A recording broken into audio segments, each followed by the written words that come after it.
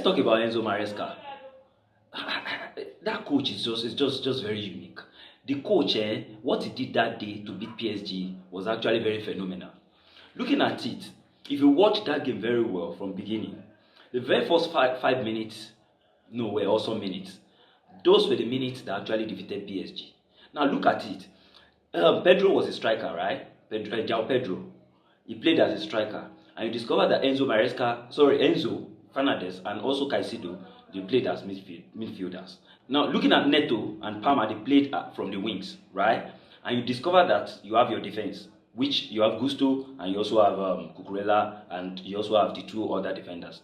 But what I'm talking about here is that look closely. Maybe you can go back and watch the highlights so quickly. You discover that Pedro was actually tracking back, and tracking back purposefully because of one thing, because of Vitinha.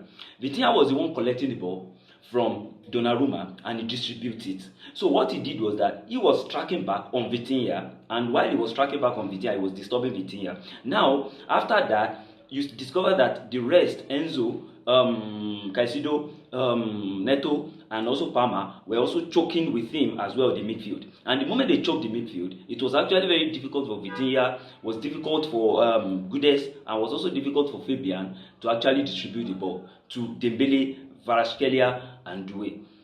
So I look at it that Enzo Maresca did a very, very good job that day, and he defeated PSG, okay, by closely marking the players who matter in that match. Did you think that it was Enzo Maresca's tactics that worked, or it was just that the players delivered on their own?